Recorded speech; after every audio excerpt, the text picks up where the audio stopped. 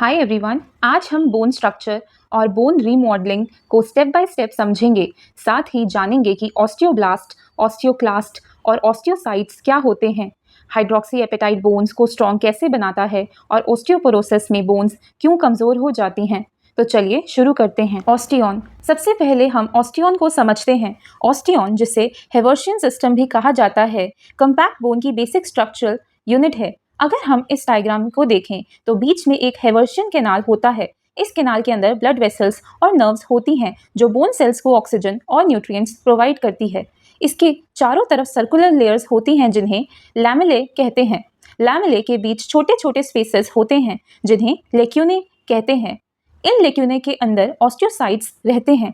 Osteocytes आपस में बहुत पतली चैनल्स के थ्रू जुड़े रहते हैं जिन्हें कैनालिक्यूलाई कहा जाता है। इनके द्वारा न्यूट्रिएंट्स और वेस्ट मटेरियल्स का एक्सचेंज होता है। इस तरह पूरा ऑस्टियन बोन को स्ट्रेंथ भी देता है और नरिशमेंट भी। अब देखते हैं बोन सेल्स कैसे बनते हैं। सबसे पहले मेसेनकाइमल स्टेम सेल्स होती हैं। इन स्टेम सेल्स से ऑस्टियोब्लास्ट बनते हैं। ऑस्टियोब्लास्ट का काम नई बोन बनाना होता है, इसीलिए इन्हें बोन फॉर्मिंग सेल्स भी कहा जाता है। जब ऑस्टियोब्लास्ट अपना काम पूरा कर लेते हैं तो यही मैच्योर होकर ऑस्टियोसाइट्स बन जाते हैं। ऑस्टियोसाइट्स मैच्योर बोन सेल्स हैं जो बोन को हेल्दी बनाए रखते हैं।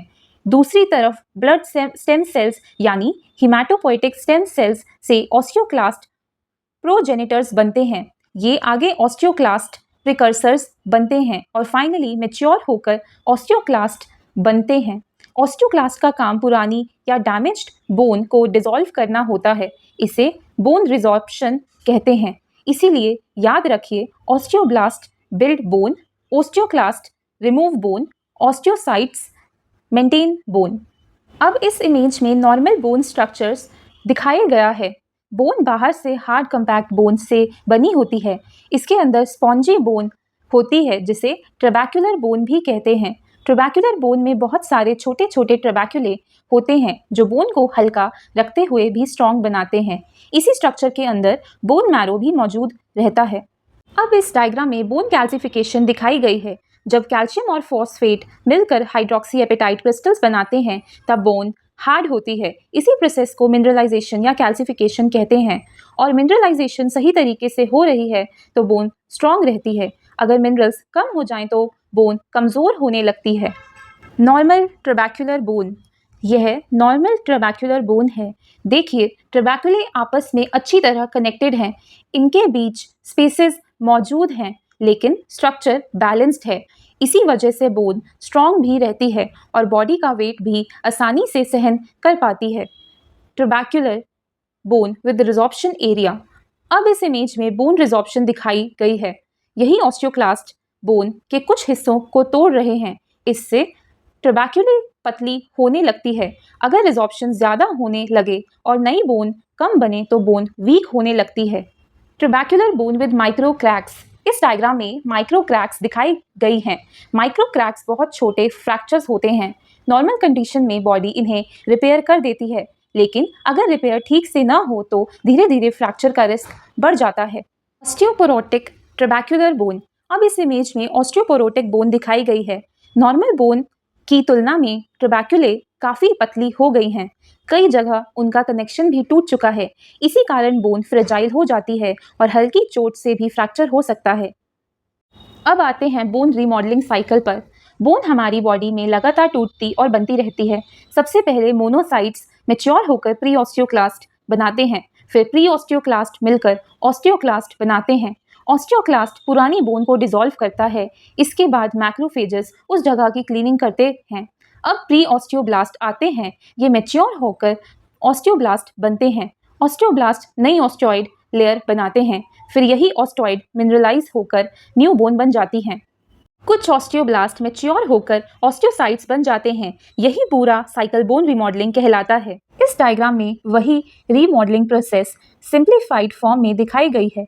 ओल्ड बोन पहले ऑस्टियोक्लास्ट रिमूव करता है, फिर ऑस्टियोब्लास्ट नई बोन बनाता है। अंत में ऑस्टियोसाइट्स उस बोन को मेंटेन करते हैं।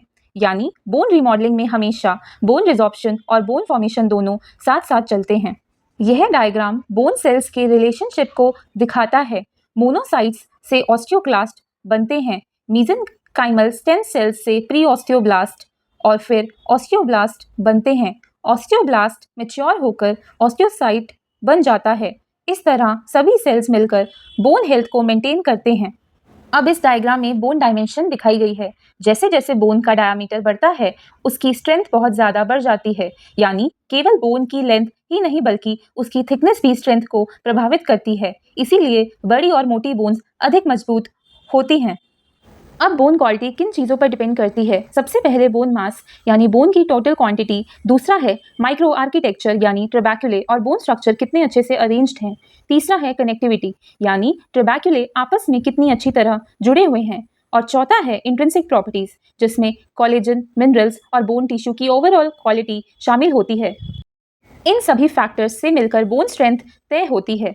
अब हाइड्रोक्सी एपेटाइट को समझते हैं। हाइड्रोक्सी एपेटाइट कैल्शियम और फॉस्फेट से बना एक मिनरल क्रिस्टल है। यही मिनरल बोन और टीथ को हार्डनेस देता है। अगर हाइड्रोक्सी एपेटाइट कम हो जाए तो बोन्स कमज़ोर होने लगती हैं।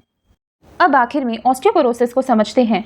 ऑस्टियोपोरोसिस एक ऐसी कंडीशन है जिसमें बोन रिजॉर्प्शन बोन फॉर्मेशन से ज़्यादा होने लगती है। धीरे धीरे बोन मास कम हो जाती है, ट्रेबैक्यूले पतली और कमज़ोर हो जाती है। इस वजह से बोन फ्रेजाइल हो जाती है और फ्रैक्चर का रिस्क काफ़ी बढ़ जाता है। यही कारण है कि ऑस्टियोपोरोसिस को अक्सर साइलेंट डिजीज़ भी कहा जाता है, क्योंकि शुरुआत में इसके लक्षण दिखाई नहीं देते लेकिन बोन धीरे धीरे कमज़ोर होती रहती है। बस इतना ही था आज की वीडियो में। मुझे उम्मीद है कि आपको बोन स्ट्रक्चर और बोन रिमॉडलिंग अच्छे से समझ आ गए होंगे। अगर इस टॉपिक से जुड़ा कोई सवाल हो तो आप कमेंट में ज़रूर पूछ सकते हैं। मिलते हैं अगली वीडियो में। Thank you for watching. Bye.